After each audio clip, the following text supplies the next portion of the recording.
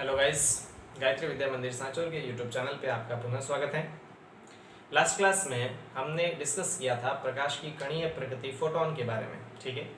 और हमें ये बहुत अच्छी तरह से पता चल गया कि प्रकाश जो है वो दो रूपों में पाया जाता है।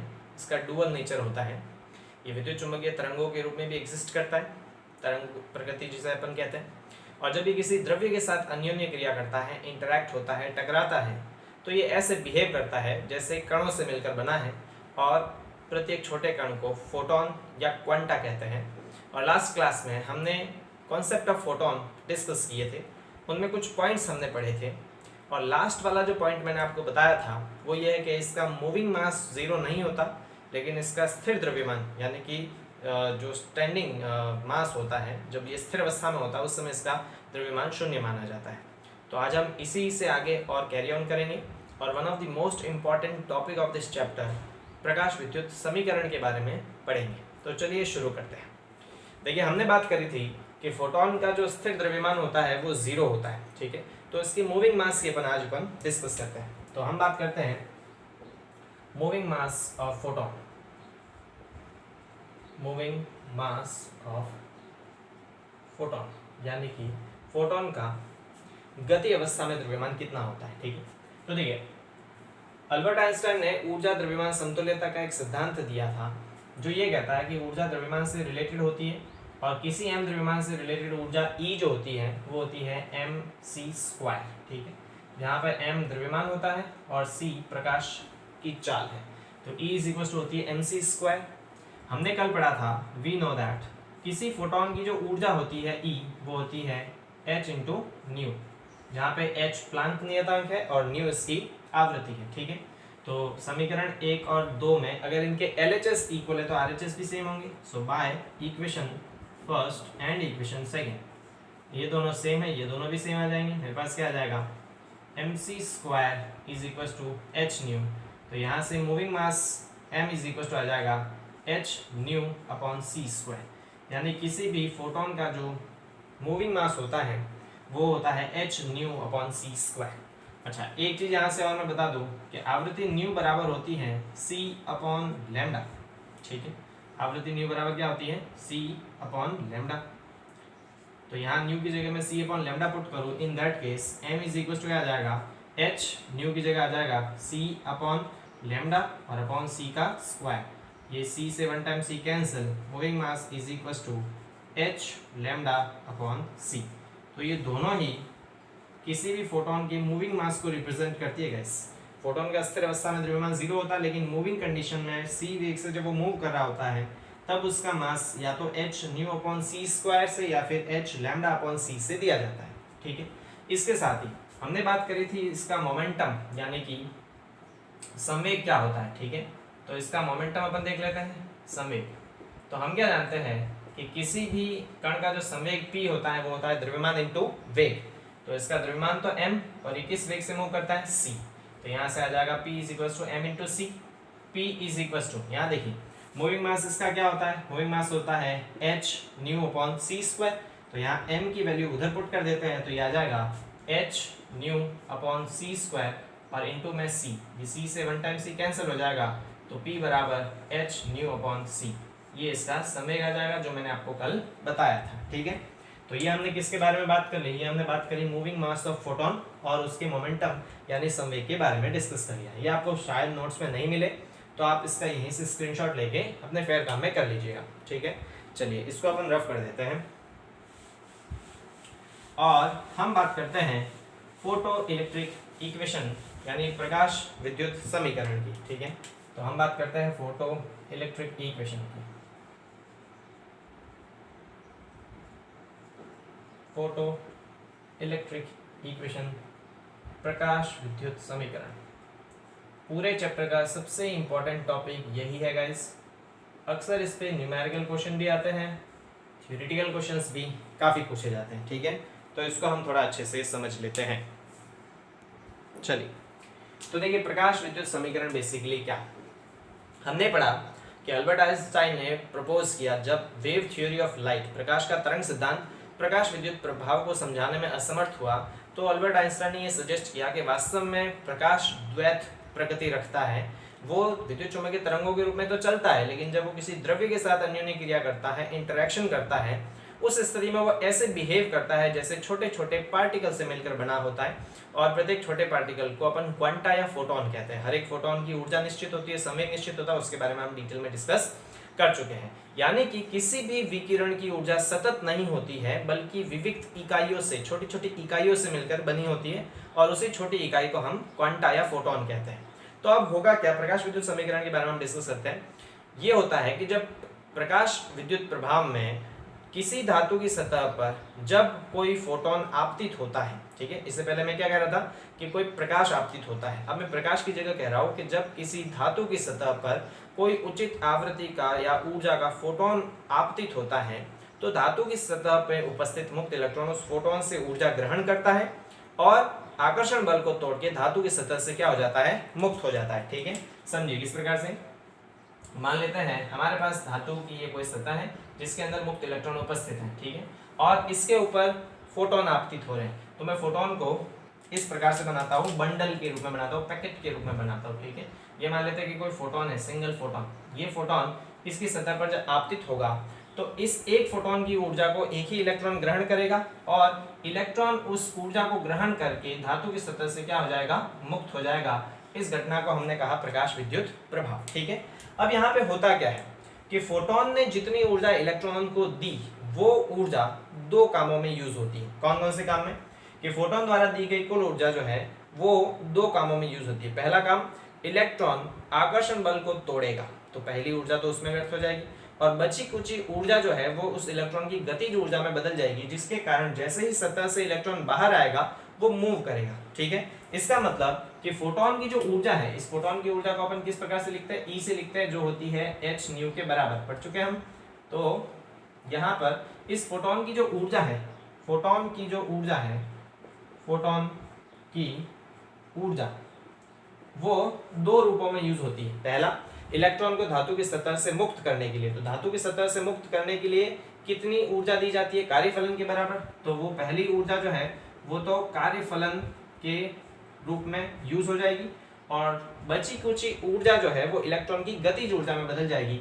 तो दूसरा भाग जो ऊर्जा का होगा वो क्या आ जाएगा, गतिज ऊर्जा में बदल जाएगा। समझिए मेरी बात, यानी कि फोटोन की कुल ऊर्जा का कुछ भाग तो कार्यफलन में बदलेगा, जो कि इलेक्ट्रॉन को धातु की सतह से मुक्त करने में यूज होगी, और बची हुई ऊर्जा उसी इलेक्ट्रॉन की गतिज ऊर्जा में बदल जाएगी, जिससे वो इलेक्ट्रॉन मूव करेगा।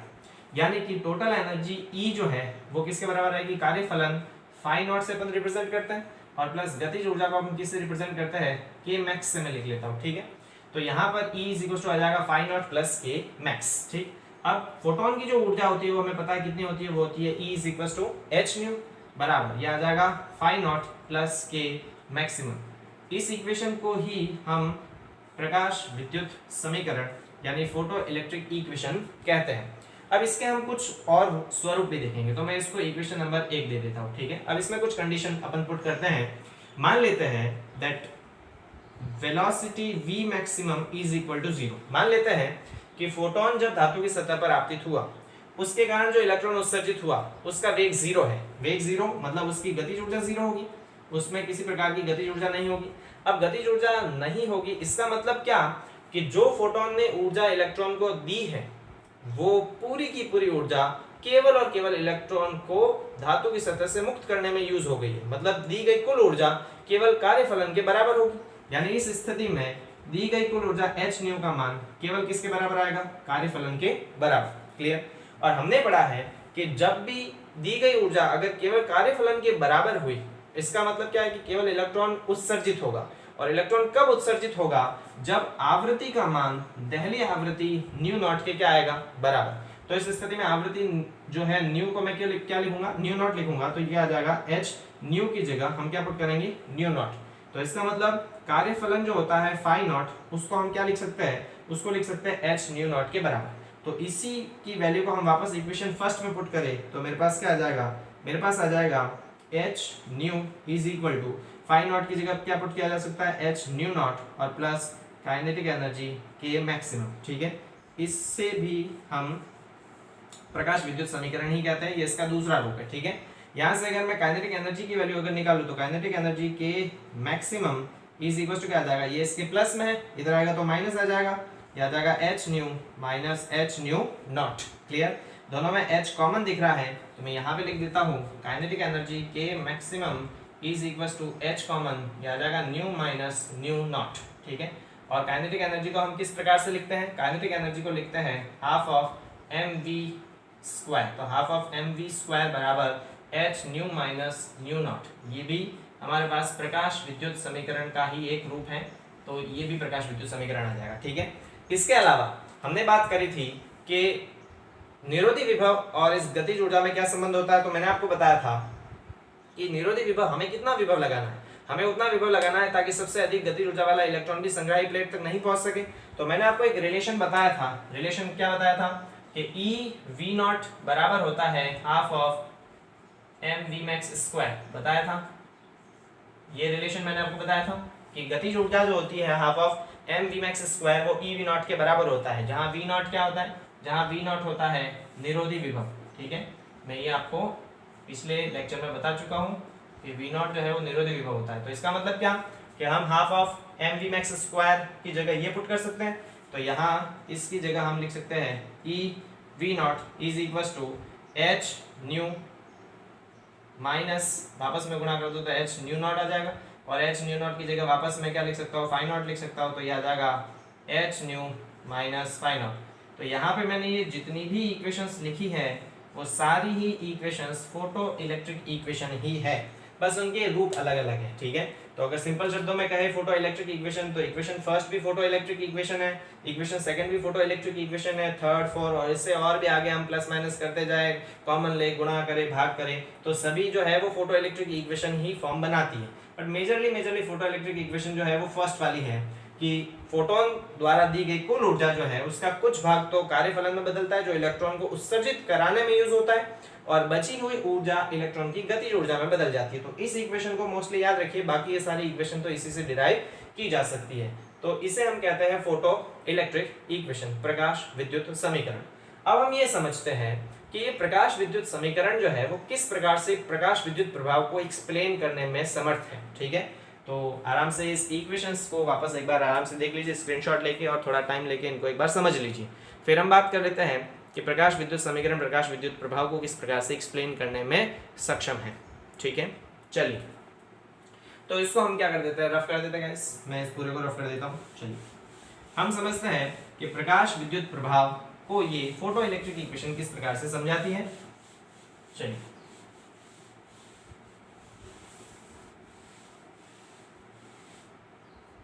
तो हम एक्सप्लेन करते हैं, एक्सप्लेनेशन ऑफ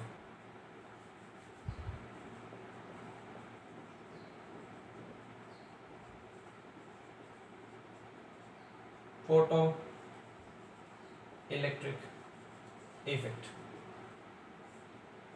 प्रकाश विद्युत प्रभाव के एक्सप्लेनेशन को समझते हैं। देखिए हमने अभी प्रकाश विद्युत समीकरण पढ़ा, प्रकाश विद्युत समीकरण में हमने पढ़ा कि फोटोन को दी गई ऊर्जा, फोटोन द्वारा दी गई ऊर्जा E बराबर होती है कार्यफलन और प्लस गतिज ऊर्जा के बराबर। यहाँ से अगर मैं गतिज ऊर्जा की वैल्यू निकालूं तो मेरे पास क्या आ जाएगा, यह आ जाएगा E माइनस फाई नॉट। ठीक है, यानी कि गतिज ऊर्जा जो आएगी मेरे पास K मैक्स बराबर E क्या होता है, E होता है एच न्यू और माइनस फाई नॉट। ठीक है, यही मेरे पास प्रकाश विद्युत समीकरण है कि गतिज ऊर्जा का मान किसके बराबर आएगा, फोटोन द्वारा दी गई कुल ऊर्जा और माइनस कार्यफलन, फिर जो ऊर्जा बची वो इसकी गतिज ऊर्जा में बदलेगी इलेक्ट्रॉन की। तो देखिए इस इक्वेशन में हमको क्या पता चलता है कि कार्यफलन जो है, मैंने बताया था प्रत्येक धातु के लिए कार्यफलन का मान निश्चित होता है। ठीक है, सबसे कम सीजियम के लिए होता है, सबसे ज्यादा प्लैटिनम के लिए होता है, तो प्रत्येक धातु के लिए कार्यफलन का मान निश्चित होता है। यहाँ से H क्या है, H है प्लांक नियतांक, मतलब ये भी नियत होता है, ये भी नियत है। ये क्या है मेरे पास, यहाँ ये न्यू है आवृत्ति। ठीक है, न्यू क्या दिख रहा है मुझे, आवृत्ति दिख रही।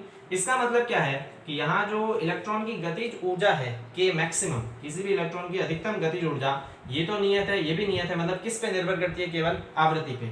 सो बाय दिस इक्वेशन हम क्या कह सकते हैं, हम ये कह सकते हैं कि इलेक्ट्रॉन की जो गतिज ऊर्जा है वो आवृत्ति पर निर्भर करती है। किस पे निर्भर करती है, आवृत्ति पर। यानी कि जैसे जैसे आपतित प्रकाश की आवृत्ति बढ़ेगी वैसे वैसे इलेक्ट्रॉन की गतिज ऊर्जा बढ़ेगी, और अगर इलेक्ट्रॉन की गतिज ऊर्जा बढ़ेगी तो उस स्थिति में हम जानते हैं गतिज ऊर्जा और निरोधी विभव में क्या संबंध होता है। हमने पढ़ा है कि गतिज ऊर्जा जो होती है कि मैक्सिमम वो ई वी नॉट के बराबर होता है, ठीक है। यानी हम सीधे तौर पे ये कह सकते हैं कि जो ई वी नॉट है वो किसके समानुपाती है, वो आवृत्ति के समानुपाती है, मतलब निरोधी विभव आवृत्ति पर निर्भर करता है। और हमने हमारे एक्सपेरिमेंट में भी यही पढ़ा था। तो देखिए इस इक्वेशन से हमको ये पता चलता है कि किसी भी इलेक्ट्रॉन की गतिज ऊर्जा आपतित प्रकाश की आवृत्ति के समानुपाती होती है। इसका मतलब निरोधी विभव जो है वो भी आवृत्ति पर निर्भर करता है, तीव्रता पर नहीं। और ये हमने एक्सपेरिमेंट में पढ़ा था कि जब अपन आवृत्ति का अलग अलग मान रखते थे तो हमारे पास निरोधी विभव का भी अलग अलग मान आया था, है ना। हमने ग्राफ बनाया था कुछ इस प्रकार से। देखिए मैं ग्राफ को एक बार वापस बना देता हूँ। हमने इस प्रकार से कोई ग्राफ बनाया था, ठीक है। जब मेरे पास आवृत्ति का मान अलग अलग था तो मेरे पास निरोधी विभव का मान भी क्या आया था, अलग अलग आया था। और एक ग्राफ मैंने और बनाया था इस प्रकार से, निरोधी विभव और आवृत्ति के बीच। तो हमने देखा था कि आवृत्ति बढ़ने के साथ साथ निरोधी विभव का मान भी बढ़ता है। तो इस इक्वेशन से भी हमको क्या पता चलता है कि निरोधी विभव जो है वो आवृत्ति के क्या होता है, समानुपाती। यानी फोटो इलेक्ट्रिक इक्वेशन जो है वो इस बात की पुष्टि करता है कि वास्तव में जो निरोधी विभव का मान है वो आवृत्ति के समानुपाती होता है। आवृत्ति का मान अगर बढ़ेगा तो निरोधी विभव का मान भी बढ़ेगा। तो ये पहला पॉइंट जो है वो प्रकाश विद्युत समीकरण इसको एक्सप्लेन करता है, ठीक। अब हम दूसरे पॉइंट की बात कर लेते हैं, इसको रफ कर देता हूं। चलिए दूसरा पॉइंट हम क्या देखते हैं, ये तो पहला पॉइंट हो गया गाइस। दूसरा पॉइंट देखिए, यहां से हम क्या जानते हैं गाइस कि किसी भी वस्तु की गतिज ऊर्जा जीरो हो सकती है, पॉजिटिव हो सकती है, लेकिन नेगेटिव नहीं हो सकती। देखिए जीरो, किसी वस्तु की गतिज ऊर्जा अगर जीरो है इसका क्या मतलब है, इसका ये मतलब है कि वस्तु गति नहीं कर रही है। और अगर वस्तु की गतिज ऊर्जा पॉजिटिव है इसका मतलब वस्तु गति कर रही है ना। लेकिन वस्तु की गतिज ऊर्जा नेगेटिव का क्या मतलब है, कोई मतलब ही नहीं है। इसका मतलब क्या कि गतिज ऊर्जा नेगेटिव नहीं हो सकती। काइनेटिक एनर्जी कभी भी जीरो से कम नहीं हो सकती, नेगेटिव नहीं हो सकती। या फिर मैं सीधे सीधे लिख लूं, kinetic energy can never be negative. अगर गतिज ऊर्जा का मान कभी भी ऋणात्मक नहीं हो सकता, इसका क्या मतलब है कि यहाँ पर इस वाली वैल्यू का जो मान है, ये वाली वैल्यू दिख रही है आपको, एच न्यू, इसका मान फाई नॉट के मान से कम नहीं हो सकता, है ना। चूंकि गतिज ऊर्जा नेगेटिव नहीं हो सकती, नेगेटिव नहीं होने के लिए क्या होना पड़ेगा कि इस वाली वैल्यू का मान इस वाली वैल्यू के या तो बराबर होगा या फिर उससे क्या होना चाहिए, ज्यादा। इसका मान इससे कम नहीं हो सकता, क्योंकि गतिज ऊर्जा नेगेटिव नहीं हो सकती। इसका मतलब क्या है, इसका मतलब है कि एच न्यू का मान जो है वो या तो फाई नॉट के बराबर या उससे क्या होना चाहिए, बड़ा होना चाहिए, उससे छोटा नहीं हो सकता। तो इससे हम क्या देखते हैं, अभी अपन ने पढ़ा था कि फाई नॉट को किस प्रकार से लिख सकते हैं, फाई नॉट को लिख सकते हैं एच न्यू नॉट से। तो यहाँ से हम क्या लिख लेंगे, H nu is greater than equal to H nu naught. तो एच से एच क्या हो जाएगा, कैंसिल। तो यहाँ से मेरे पास क्या आ जाता है, nu greater than equal to nu naught, ठीक है। दिख रहा है आपको, ठीक है। तो हम क्या देखते हैं यहाँ पे कि गतिज ऊर्जा जो है वो ऋणात्मक नहीं हो सकती। इसका मतलब इस वाले एक्सप्रेशन का जो मान है वो इस वाले एक्सप्रेशन से या तो बड़ा होना चाहिए या बराबर होना चाहिए। तो इसका मतलब क्या कि आवृत्ति का मान जो है वो एक निश्चित न्यूनतम आवृत्ति के बराबर या उससे बड़ा होना चाहिए। इस इक्वेशन से हमें यह पता चलता है कि आपतित प्रकाश की आवृत्ति का मान एक निश्चित न्यूनतम आवृत्ति से या तो बड़ा होना चाहिए या बराबर होना चाहिए। और इस निश्चित न्यूनतम आवृत्ति को हम दहली आवृत्ति कहते हैं गाइस। कौन सी आवृत्ति कहते हैं, दहली आवृत्ति। तो ये वाला टर्म जो है ये भी प्रकाश विद्युत समीकरण एक्सप्लेन करता है, ठीक है। हमने क्या पढ़ा था कि जब भी धातु की सतह पर कोई उचित आवृत्ति का प्रकाश आपतित होता है तब धातु की सतह से इलेक्ट्रॉन उत्सर्जित होते हैं। इस इक्वेशन से भी हमको यही पता चलता है कि आवृत्ति का मान एक निश्चित न्यूनतम आवृत्ति के बराबर या उससे बड़ा होना चाहिए, तब फोटो इलेक्ट्रिक इफेक्ट होगा, प्रकाश विद्युत प्रभाव होगा। और इस निश्चित न्यूनतम आवृत्ति को दहली आवृत्ति कहते हैं। मतलब जो प्रकाश विद्युत समीकरण है वो दहली आवृत्ति को भी परिभाषित करता है, ठीक है। ये दो पॉइंट हो गए। अब तीसरे पॉइंट की अपन बात कर लेते हैं। यहाँ पे मैं तीसरा पॉइंट लिख लेता हूँ। तीसरा पॉइंट ये कहता है गाइस, देखिए हमने ये पढ़ा कि एक फोटोन अपनी कुल ऊर्जा केवल और केवल एक इलेक्ट्रॉन को देता है, ठीक है। यहाँ पे मैं लिखने वाली बात नहीं है इसलिए समझो, एक फोटोन अपनी कुल ऊर्जा केवल और केवल एक इलेक्ट्रॉन को देता है। इसका क्या मतलब है कि जब भी धातु की सतह पर फोटोन आपतित होंगे तो उस स्थिति में प्रत्येक फोटोन अपनी कुल ऊर्जा केवल एक इलेक्ट्रॉन को देगा, यानी कि उत्सर्जन होने में किसी प्रकार का कोई समय नहीं लगेगा। जैसा कि हमने प्रैक्टिकल में भी देखा था कि जैसे धातु की सतह पर फोटोन आपतित होंगे तो प्रत्येक फोटोन अपनी कुल ऊर्जा एक इलेक्ट्रॉन को देगा। यदि उसके द्वारा दी गई ऊर्जा का मान कार्यफलन के बराबर या उससे ज्यादा है तो इंस्टेंटली इलेक्ट्रॉन धातु की सतह से उत्सर्जित हो जाएंगे। मतलब इस प्रकार की घटना में किसी प्रकार का कोई समय नहीं लगना चाहिए और प्रैक्टिकल स्टडी में भी हमने यही देखा। तो तीसरा पॉइंट ये है कि चूंकि प्रत्येक फोटोन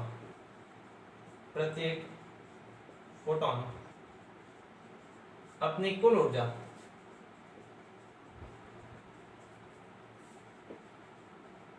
केवल और केवल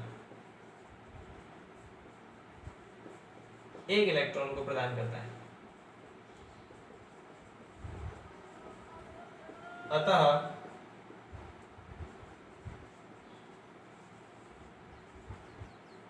फोटो इलेक्ट्रिक इफेक्ट एक तात्क्षणिक घटना होगी। देखिए क्या लिखा मैंने कि एक फोटोन अपनी टोटल एनर्जी केवल एक इलेक्ट्रॉन को देता है, यानी कि फोटो इलेक्ट्रिक इफेक्ट प्रकाश विद्युत प्रभाव में इलेक्ट्रॉन का उत्सर्जन तात्क्षणिक होगा, क्योंकि जैसे ही फोटोन अपनी कुल ऊर्जा एक इलेक्ट्रॉन को देगा, अगर उसकी ऊर्जा कार्यफलन की ऊर्जा से ज्यादा हुई या बराबर हुई तो वो इलेक्ट्रॉन तात्क्षणिक उत्सर्जित होगा। इसमें किसी प्रकार का कोई समय नहीं लगेगा। ठीक है, तो ये तीसरा पॉइंट भी इसमें एक्सप्लेन होता है। चौथा पॉइंट हम पढ़ते हैं, हालांकि चौथा पॉइंट मैं आपको बता चुका हूँ। देखिए चौथा पॉइंट क्या कहता है कि हमने तीव्रता को किस प्रकार से परिभाषित किया था। तीव्रता को मैंने परिभाषित किया था इकाई क्षेत्रफल पर इकाई समय में आपतित विकिरणों की संख्या। लेकिन हमने ये बात करी कि जब ये मेटल के साथ या सब्सटेंस के साथ प्रकाश इंटरेक्ट करता है, अन्योन्य क्रिया करता है, तो ये बिहेव करता है पार्टिकल की तरह, है ना। तो अब हम तीव्रता को किस प्रकार से परिभाषित करेंगे। तीव्रता को परिभाषित करेंगे इकाई क्षेत्रफल पर इकाई समय में आपतित फोटोनों की संख्या। तो समझिए जैसे जैसे तीव्रता बढ़ेगी, तो यहाँ पे हम तीव्रता को किस प्रकार से परिभाषित करते हैं। तीव्रता को मैंने परिभाषित किया था इकाई क्षेत्रफल पर इकाई समय में फोटोनों की संख्या। ठीक है, तो मैं लिख देता हूँ इकाई क्षेत्रफल पर इकाई समय में आपतित फोटॉन्स की संख्या। ठीक है, उसे हम तीव्रता कहते हैं। तो समझिए जैसे जैसे इंटेंसिटी बढ़ेगी, तीव्रता बढ़ेगी, वैसे वैसे क्या होगा, वैसे वैसे फोटॉन्स की जो संख्या है, फोटॉन्स की संख्या वो भी बढ़ेगी। और अगर फोटॉन्स की संख्या बढ़ेगी तो ज्यादा मात्रा में जब फोटॉन धातु की सतह पर आपतित होंगे तो उत्सर्जित होने वाले इलेक्ट्रॉन्स की संख्या भी क्या होगी, बढ़ेगी, यानी इलेक्ट्रॉन्स की संख्या बढ़ेगी। और अगर इलेक्ट्रॉन की संख्या बढ़ेगी तो जो प्रकाश धारा थी मेरे पास Ip, उसका मान भी क्या होगा, बढ़ेगा। यानी कि तीव्रता प्रकाश धारा की क्या होती है, समानुपाती होती है। और ये हमने प्रैक्टिकल में देखा भी था कि तीव्रता जो है वो प्रकाश धारा जो है वो तीव्रता के क्या होती है, समानुपाती होती है। ठीक है, मेरी बात समझ गए आप कि हमने क्या बताया, तीव्रता होती है इकाई क्षेत्रफल पर इकाई समय में आपतित फोटोनों की संख्या। यानी तीव्रता अगर बढ़ेगी तो फोटॉन्स की संख्या बढ़ेगी, फोटॉन्स बढ़ेंगे तो उत्सर्जित होने वाले इलेक्ट्रॉन्स बढ़ेंगे, यानी प्रकाश धारा का मान भी बढ़ेगा। यानी प्रकाश धारा तीव्रता के समानुपाती होती है। और ये हमने देखा भी था, हमने जब ग्राफ बनाया था प्रैक्टिकल स्टडी में, तो ग्राफ को जिस प्रकार से बनाया था, यहाँ पे मैंने प्रकाश धारा को रखा था और यहाँ पे तीव्रता को रखा था, तो ग्राफ जो है वो एक सरल रेखा प्राप्त हुई थी। ठीक है, तो ये चारों पॉइंट हमने जो पढ़े वो चारों पॉइंट इस प्रकाश विद्युत समीकरण से एक्सप्लेन होता है। मतलब प्रकाश विद्युत समीकरण प्रकाश विद्युत प्रभाव को एक्सप्लेन करता है, उसकी व्याख्या करता है। ठीक है, अब एक और इम्पोर्टेंट पॉइंट यहाँ पे मैं डिस्कस कर रहा हूँ, उसको अपन समझ लेते हैं। ठीक है, तो आराम से एक बार स्क्रीनशॉट ले लीजिएगा इसको या समझ लीजिएगा। चलिए अब अपन आगे डिस्कस करते हैं। इसको रफ कर देता हूँ इसमें।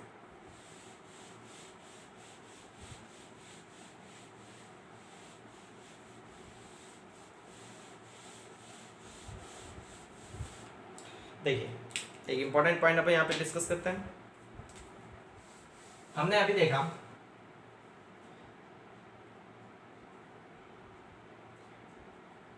प्रकाश विद्युत समीकरण कहता है कि कुल ऊर्जा E बराबर कार्यफलन और प्लस गतिज ऊर्जा के बराबर। तो यहाँ से हम गतिज ऊर्जा की वैल्यू निकाले K मैक्सिमम, तो आ जाएगा E minus phi not.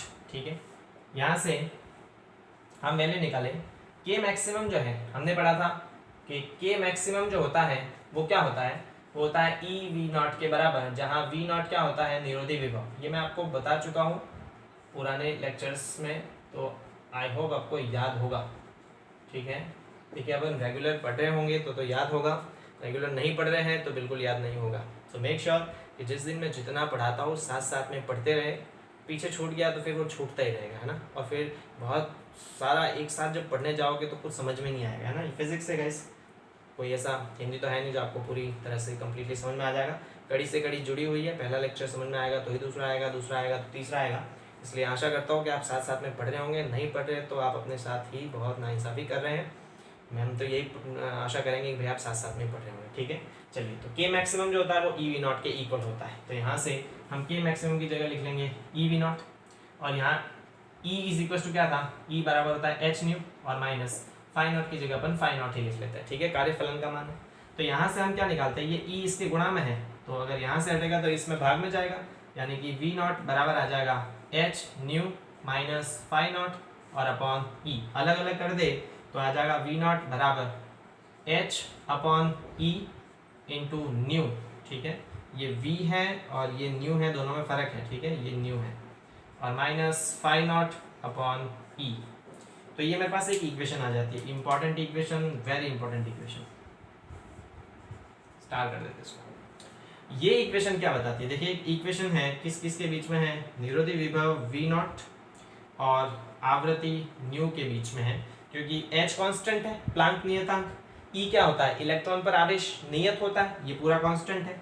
Phi not क्या है, कार्यफलन, धातु के लिए ये भी नियत होता है, और E क्या है, इलेक्ट्रॉन पर आवेश, ये भी नियत है। मतलब ये कांस्टेंट है, ये भी कांस्टेंट है, मतलब ये किस किस के बीच में ग्राफ है, ये सॉरी इक्वेशन किस किस के बीच में, निरोधी विभव v नॉट और आवृत्ति न्यू के बीच में। तो इस इक्वेशन को मैं कंपेयर करूँ y बराबर mx प्लस c से, जो कि एक सरल रेखा की इक्वेशन है, तो कंपैरिजन में हमें y किसके बराबर दिखता है, v नॉट के बराबर, m किसके बराबर दिखता है, h अपॉन ई के बराबर, x किसके बराबर, न्यू के बराबर, और c की जगह क्या आता है, माइनस फाई नॉट अपॉन ई। ये एक सरल रेखा की इक्वेशन है। इसका मतलब जब अपन y और x में ग्राफ बनाते हैं तो यहाँ एक सरल रेखा आती है, जहाँ m इसका क्या होता है, ढाल होता है, m क्या होता है इसका, ढाल, ठीक है। तो यहाँ पर भी अगर हम v नॉट किसके बीच में बनाए, ग्राफ v नॉट और न्यू के बीच में ग्राफ बनाए, तो इसका जो ढाल आएगा वो ढाल क्या आना चाहिए, इसका ढाल आना चाहिए h अपॉन ई के बराबर। h कांस्टेंट है, e कांस्टेंट है, मतलब ये ढाल भी हमेशा क्या आना चाहिए, कांस्टेंट आना चाहिए, ठीक है। तो हम इनके बीच में अगर ग्राफ बनाए तो ग्राफ किस तरह से प्राप्त होगा, देख लीजिए। इसके बीच में ग्राफ बनाए तो ग्राफ कुछ इस प्रकार से प्राप्त होगा। यहाँ पे मैं ले लेता हूँ निरोधी विभव और यहाँ पे मैं ले लेता हूँ आवृत्ति। तो निरोधी विभव और आवृत्ति के बीच में अगर ग्राफ बनाया जाए तो इसका ढाल तो आएगा h अपॉन ई, और ये जो c है ये इसका इंटरसेप्ट आता है। इंटरसेप्ट का मतलब कि ये y-x को कहाँ पे कट करता है। तो इनके बीच में जब ग्राफ बनाते हैं तो ग्राफ कुछ इस प्रकार से प्राप्त होता है, सरल रेखा आएगा, क्योंकि मैंने बताया y बराबर mx प्लस c सरल रेखा का ग्राफ है। किसका ग्राफ है, सरल रेखा का ग्राफ है। मैथमेटिक्स में इसमें सरल रेखा का ग्राफ बनता है जब x और y की वैल्यू पुट करते हैं, तो इसका भी ग्राफ सरल रेखा आएगा, सीधी रेखा आएगा। और जिसका इंटरसेप्ट जो है प्लस c होता तो ये यहाँ कहीं कट करता ऊपर, लेकिन यहाँ पे देखो c की जगह माइनस है, मतलब ये नीचे y-x को कट करेगा, तो ये नीचे y-x को कट करेगा। मैं इसको इस तरह से बना देता हूँ, ठीक है।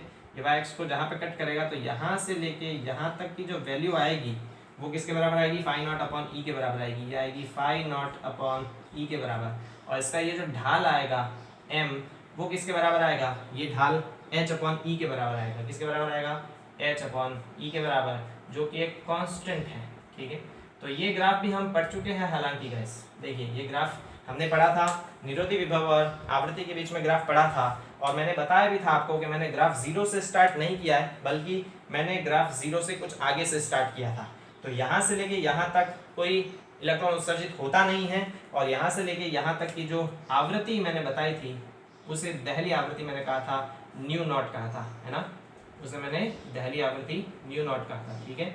तो ये ग्राफ बनता है किसके बीच में, ये ग्राफ बनता है निरोधी विभव और आवृत्ति के बीच में। अब देखिए इस ग्राफ से अपन को एक बहुत इंपॉर्टेंट बात ये पता चलती है कि जब अपन निरोधी विभव और आवृत्ति के बीच में ग्राफ बनाते हैं तो उसका ढाल आता है h अपॉन ई, जो कि कांस्टेंट है। इसका क्या मतलब है कि निरोधी विभव और आवृत्ति के बीच का ग्राफ का जो ढाल है वो किसी भी धातु पर निर्भर नहीं करता। अलग अलग मटेरियल होंगे भले हमारे पास, अलग अलग मेटल ले जिनके कार्यफलन अलग अलग होंगे, फिर भी अगर उनके लिए अपन निरोधी विभव और आवृत्ति के बीच में ग्राफ बनाएंगे तो उस ग्राफ का ढाल हमेशा एक ही प्राप्त होगा।